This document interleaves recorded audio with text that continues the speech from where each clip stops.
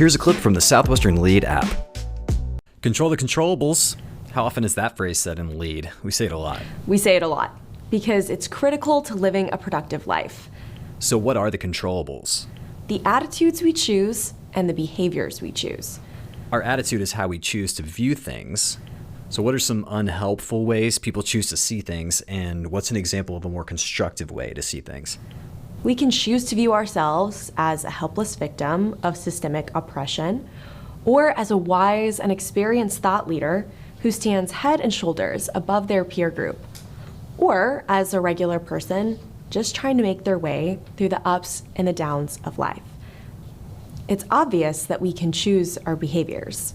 We're not characters in a video game being controlled by players.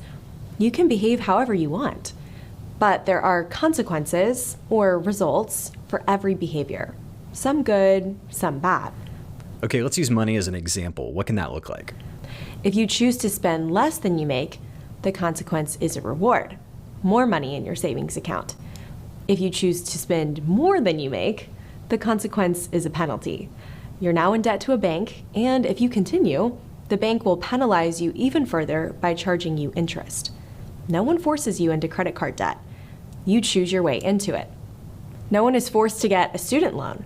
They choose to go to college without having the money, grants, or scholarships to pay for it.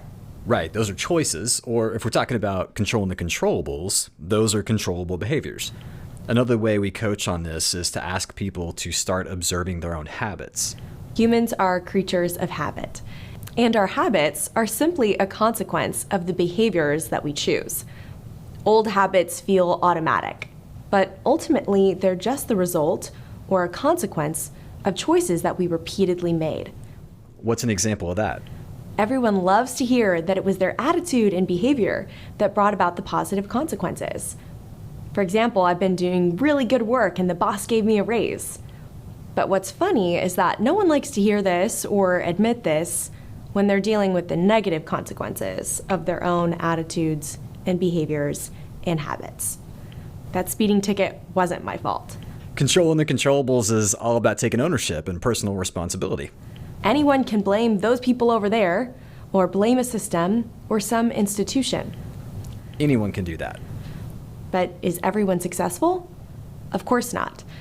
It's easy to play the victim because it feels good every time. It's a feeling of having virtue without actually doing anything. The virtuous feeling is temporary, but it comes with resentment, which lasts so much longer. So there's an option.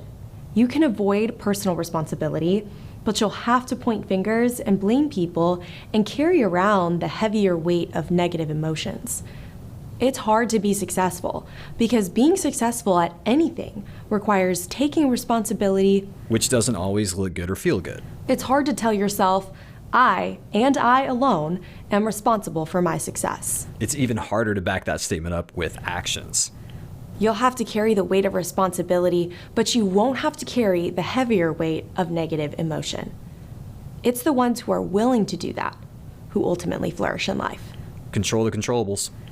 In other words, take full ownership and responsibility for your attitudes and your actions. Southwestern Lead is an international leadership program that helps you build skills, gain confidence, and discover new opportunities. With professional coaching, a world-class digital learning platform, and certifications that will enhance your resume or application, Lead sets you apart. We'll show you how to turn success principles into success habits through small group training, one-on-one coaching, and guided action plans to help you apply what you're learning.